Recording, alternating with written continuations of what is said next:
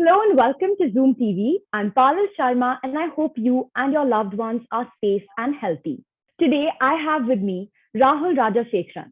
He won the title of Mr. India Supranational 2021 and is on his way to represent India at Mr. Supranational 2021. Hi Rahul, how are I- you doing? I'm doing What very well. Thank you. what level is the excitement on and how are the nerves? Oh, the excitement is just building up. I'm saving it all for Poland, and the preparation is also going well. So we'll see how it goes. So you competed in a nationwide virtual hunt and then you took home the title of Mr. India Supranational. Now, this is very interesting to me, the fact that you were selected and took home the victory all virtually. Can you please shed some light on like what I'm sure was an extremely unique process and how the whole thing sort of went about? All right. The organization has been looking for a supranational online, and due to the pandemic, we can't conduct auditions or they can't conduct auditions. So it was all virtual, and there were posters out on Instagram, and people could apply for it. So I did reach out to the team and asked them if I could take part, and they were more than happy. I still remember I was not in India, I was actually in Dubai. And I wasn't sure if it's going to work because what if they asked me to come for the final round of audition? But I got to know that even the final round is going to be a virtual session. So we had a couple of sessions online and we had a personal interview, we had a Q&A round, and then it was further shortlisted to the top 6 and finally the winner was announced. So I was actually doing all this sitting in a hotel room in Dubai all alone, and it was a very different experience because when I took part in Mr. India 2015, I was there with all the contestants. The vibe was different, the energy Yeah. was different, and the whole experience was different. And I'm so glad that I got to experience both, the virtual bit of it and being there in person as well. You were, of course, the first runner up in Mr. India 2015, as you just mentioned. And from then till now, it's been 6 years since you've kind of been in the world of pageantry and, this whole entertainment industry. And now, of course, this is like your huge win and big break sort of thing. So, what has the journey been like, and how have you kept yourself motivated and energized in the competitive world of pageantry? All right, so I was the first runners up at 2015 Mr. India, and I always wanted to represent my country at an international platform. And in 2016 is when I actually auditioned for Supranational. I didn't make the cut, but I did not give up. I knew what I had to work on. I kept working on myself. Meanwhile, I also started working on doing ad films projects. I did 2 movies in the South, and all these experiences put together, and the whole package probably I put it forward for supranational, and I just think it just worked out. And it's been my dream for 6 years, and I'm not the kind of a person who gives up. So I kept pushing myself, and I knew it would happen someday, and I'm grateful. Who has sort of been like your support during this time? Because 6 years is a long time to be at it, and of course you were doing other things, but to want to compete in such a thing as your first love, I mean, that's really got to require like a stellar support system and a lot of passion for it. So who's been like your support system through this all? I was working in a marketing and sales firm for 3.5 years, and then I moved to an acting and modeling career. I wasn't sure how it was going to be, and my family has been my biggest support all these years, and especially my dad. He has been, motivating me and asking me to do things like, no, just go for it. So I think without them, none of this would have been possible. That's interesting to hear because usually the general trope is that fathers are like, beta, kuch karo, doctor ban jao, engineer ban jao. The fact that your dad has been pushing you through this is very interesting to hear, actually. Yeah, my dad is like, beta, actor banja. Which is like wild in India usually Yeah, to hear that. at times he has a lot of friends in his circle. Maybe he does get an audition from someone, the directors or producers that he knows, or through someone, and he actually sends it across to me. He follows up saying, "Did you do this? Did you send a mail?" And although he's not from the industry, he has no clue about it. But they push me to do so much more than what I can achieve. Oh, it's very heartwarming to hear. And how have you been prepping for Mr. Supranational, especially during this pandemic? Because I imagine there must have been all sorts of unique and never heard of hurdles due to COVID-19. Yes, due to the lockdown, there are a lot of restrictions around the city. The gyms shut at 4, and there is most of the training is virtual, which is very different. And also, when I was sashed Mr. Supranational India, I was actually not in the country. So I had to come back, I had to quarantine myself. Then I was in Bangalore. I did a little bit of my training. I came to Bombay. It's all been virtual, but the training has been so good, be it from my ramp sessions to my skin, my hair, or my personality development, dance, my photo shoots. It's all been going so well, and I just feel a lot more confident and I've become a better version of myself. What were some of the challenges that you faced during this training? Because I imagine ramp walking and hair and skin and personality development is really difficult to do via the way that we are talking. Yeah, I mean, I think the most difficult part was the hectic schedule, I feel, because we had one sessions after another, and we had to finish most of our sessions for me to get to the gym by, say, 7 o'clock. The day was packed. But although the virtual sessions, I think we're all used to the new normal.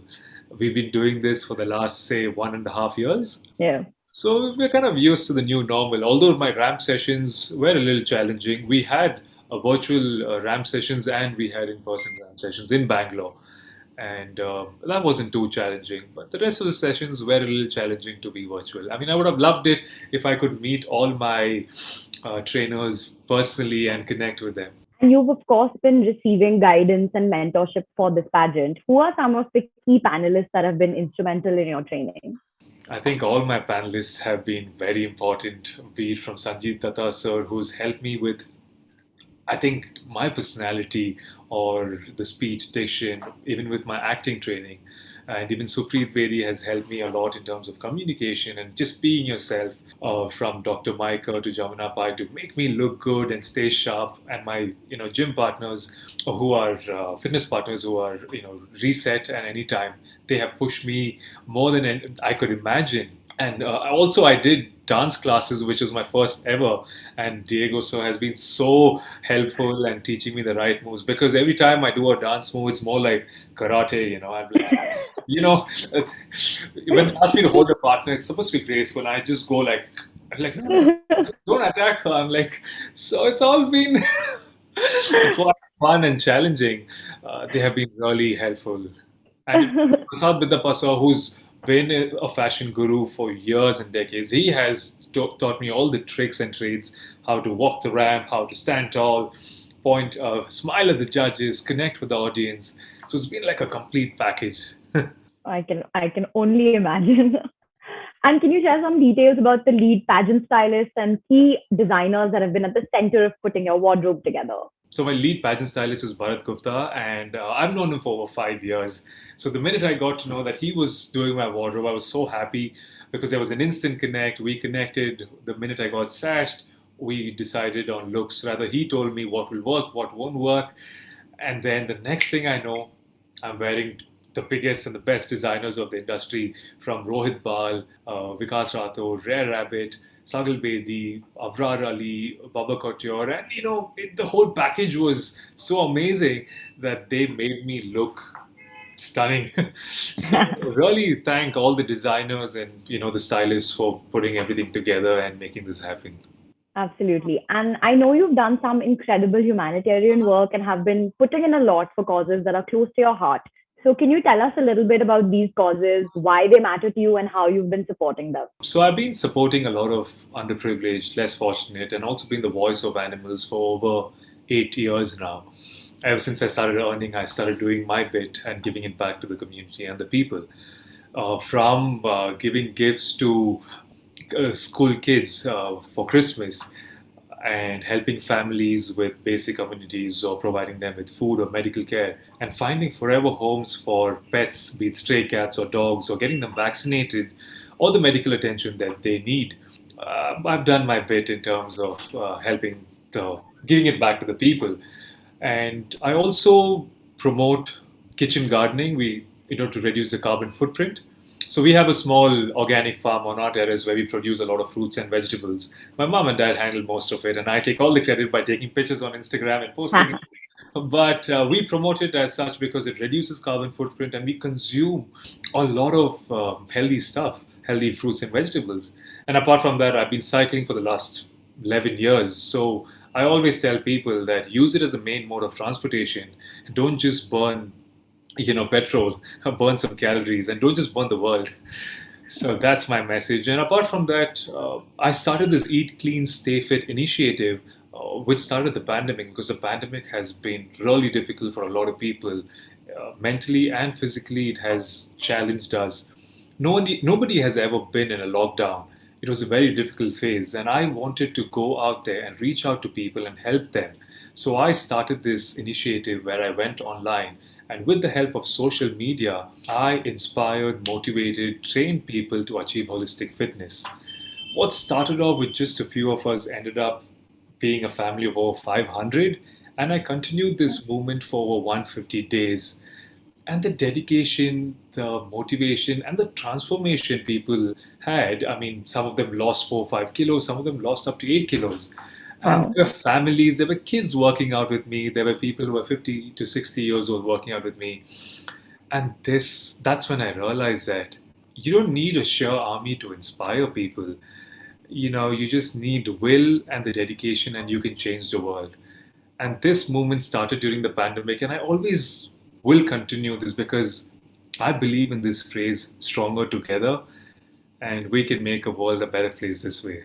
And you are, of course, following the legacy of your predecessors at the pageant. And I'm sure you've received a lot of support and guidance from them. So, can you talk to us about what you've learned and how this has helped you in preparing? To start with, Jitesh, I've known him for 5 years. He is the second runner up of Mr. Supranational in the year 2016. And I've always been in touch with him for the last 5 years because he was also from my Mr. India batch. So he has actually asked me to stay calm, stay positive, and keep your words crisp. So that's one thing I've learned from him. And Altamash is a really humble guy, down to earth. He was actually Asia Oceania winner of 2017 Supranational, and I've been in touch with him as well. He's asked me to stay humble, enjoy the journey, meet all the people. So different people give me, different things. Pratimesh, for that matter, he's a winner of Supranational. He's all about go have fun, high energy, just have fun with everyone, go partying. And Varun is more into. He was also a part of Supranational. He was a winner of Asia, to Supranational Asia, and he's into by just focus on fitness. You got to be disciplined. He's very dedicated in whatever he does. So I've learned a lot from everyone, and I'm going to put it all together and take it as one big package. Yeah, it sounds like a wholesome bits of advice from everybody that you can put together. And finally, if you win, which here's hoping you do, what is the first thing that you're going to do as soon as, say, your name is called? I would definitely want to come back home and celebrate with my family because even when I was announced Mr. Supranational India, I was in Dubai sitting in a hotel room. I made a phone call. I was sitting all alone in the hotel room. Think about it.